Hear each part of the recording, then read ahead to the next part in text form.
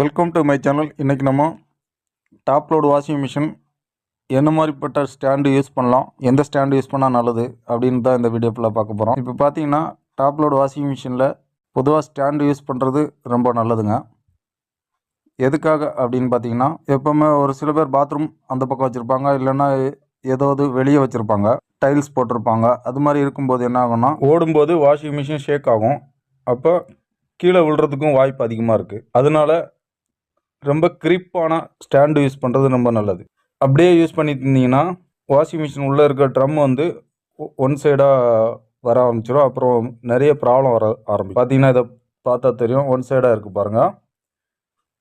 இது மாதிரி ஒன் சைடாக இருக்கக்கூடாது. வாஷிங் மிஷின் எப்போவுமே ஈவனாக தான் இருக்கணும். ட்ரம்மு ஃபுல்லாக உள்ளே ஃபுல்லாக ஈவனாக இருந்தால் மட்டும்தான் பெஸ்ட்டான பெர்ஃபார்மன்ஸோட அந்த வாஷிங் மிஷின் ஒர்க் ஆகும்.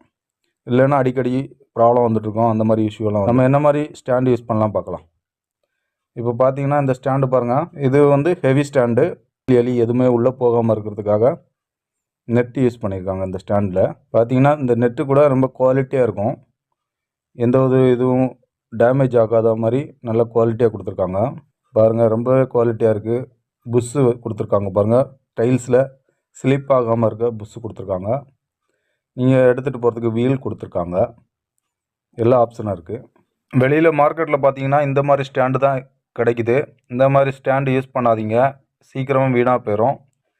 அந்த மாதிரி ஸ்டாண்டு தேவைப்பட்டுச்சுன்னா ஸ்க்ரீனில் தெரியுற நம்பருக்கு கால் பண்ணுங்கள். நீங்கள் சென்னையில் இருக்கீங்கன்னா ஃப்ரீ டெலிவரி கொடுத்துடலாம்.